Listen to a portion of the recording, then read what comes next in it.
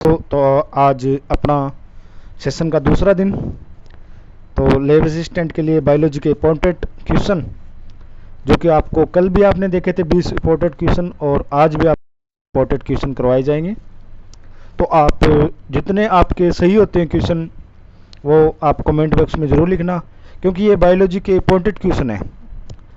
तो चलो स्टार्ट करते हैं। तो पहला क्वेश्चन है अपना, निम्नलिखित में से अनुवांशिकी पदार्थ पर कार्य करता है? तो आरएनए, डीएनए, प्रोटीन, न्यूक्लियोटाइड। ये टाइड नहीं है, ये टाइड है, तो इसका सही आंसर होगा डीएनए। सेकंड क्वेश्चन, निम्नलिखित में से कौन प्रोटीन संश्लेषण के लिए स्थान उपलब्ध करवाता है? तो एमआरएनए, आरआरएनए, टीआरएनए। तो इसका सही आंसर होगा आरआरएनए। तो अपना तीसरा क्वेश्चन, डीएनए के एक हेलिक्स से दूसरे हेलिक्स के मध्य लंबाई, इसने पूछा है एक हेलिक्स और दूसरे हेलिक्स के मध्य कितनी लंबाई? तो 34 एक्रोसोम, 3.4 एक्रोसोम, 5 एक्रोसोम, 4.3 एक्रोसोम। तो इसका सही आंसर होगा ए, 34 एक्रोसोम।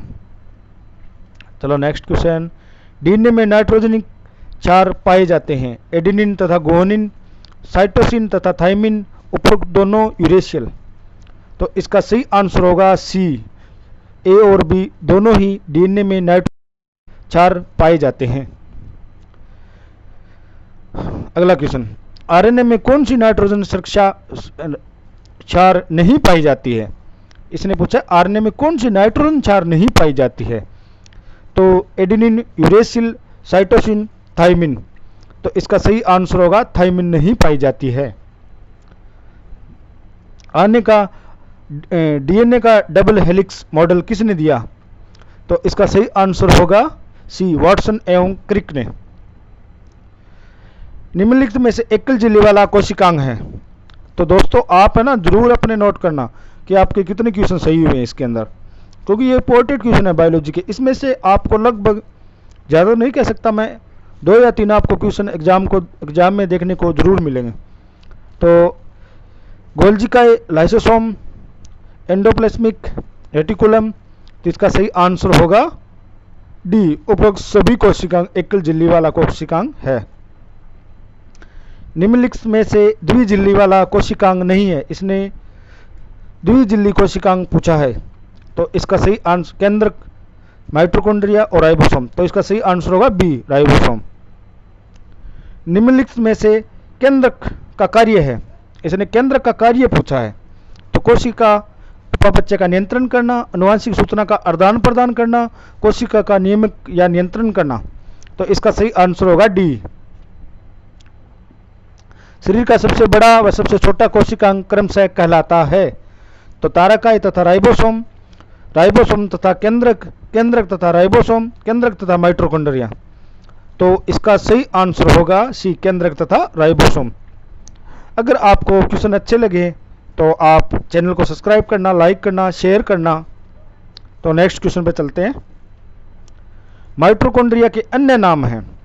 कोशिका के अंदर कोशिका, सर्वाधिक व्यस्त तथा सक्रिय कोशिकांग, अर्ध स्वायत्त कोशिका, या उपरोक्त सभी। तो इसका सही आंसर होगा उपरोक्त सभी, क्योंकि ये माइटोकॉन्ड्रिया के सारे अन्य नाम हैं। निम्नलिखित में से कोशिका के अंतःकंकाल का निर्माण करते हैं? इसने पूछा है कोशिका के अंतःकंकाल का निर्माण कौन करते हैं? तो राइबोसोम, अंतःप्रद्युत जालिका, लाइसोसोम, गोल्जी कोई। तो इसका सही आंसर होगा अंतःप्रद्युत जालिका, बी आंसर सही होगा इसका। निम्नलिखित में से समसूत्री विभाजन की सबसे लंबी अवस्था है? समसूत्री विभाजन की इसने सबसे लंबी अवस्था पूछी है। तो मेटाफेज, एनाफेज, प्रोफेज, उपयुक्त में से कोई नहीं। तो इसका सही आंसर होगा सी, प्रोफेज। कोशिका विभाजन की कौन सी अवस्था केंद्रक झिल्ली व केंद्रक लुप्त हो जाते हैं? Interphase, metaphase, prophase, telophase. तो इसका सही आंसर होगा सी, प्रोफेज। समसूत्री विभाजन में कितनी अवस्थाएं होती है? इसने समसूत्री विभाजन में कितनी अवस्थाएं होती है ये पूछा है। तो अपना इसका सही आंसर होगा सी, 3 अवस्थाएं होती हैं। निम्नलिखित में से किस प्रकार का विभाजन जनन कोशिकाओं में होता है?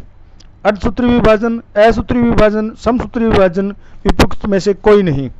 तो इसका सही आंसर होगा अर्धसूत्री विभाजन। ट्रांसलेशन की क्रिया पूर्ण होती है। तो केंद्रक में, कोशिका द्रव्य में, केंद्रिका में, उपयुक्त सभी में। तो इसका सही आंसर होगा बी, कोशिका द्रव्य में। शुक्राणु के एक्रोसोम का निर्माण होता है। राइबोसोम, लाइसोसोम, गोल्गी अंतःप्रद्योजालिका। इसने पूछा है शुक्राणु के एक्रोसोम का निर्माण होता है। तो शुक्राणु के एक्रोसोम का निर्माण होता है गोल्गी में। तो इसका सही आंसर होगा सी। प्रोफेज की उल्टी अवस्था है मेटाफेज, एनाफेज, टिलोफेज, इंटरफेज। इसने प्रोफेज की उल्टी अवस्था पूछी है और ये एक इंपॉर्टेंट क्वेश्चन है, आप जरूर इसको नोट करना। इसका होगा टिलोफेज। और अपना ये लास्ट क्वेश्चन, कोशिका चक्र किससे मिलकर बना होता है? इंटरफेज, क्यूरोकाइनेसिस एवं साइटोकाइनेसिस, इंटरफेज, साइटोकाइनेसिस, इंटरफेज, क्यूरोकाइनेसिस, उपयुक्त में से कोई नहीं। तो इसका सही आंसर होगा ए, इंटरफेज, क्यूरोकाइनेसिस एवं साइटोकाइनेसिस। तो आपको वीडियो अच्छा लगा होगा तो आप लाइक, कमेंट, सब्सक्राइब जरूर करना और आपने कितने क्वेश्चन सही करे उसका आप कमेंट में जरूर लिखना, ताकि हम आगे भी और अच्छी आपके लिए वीडियो बनाते रहें। बहुत बहुत धन्यवाद। राम राम।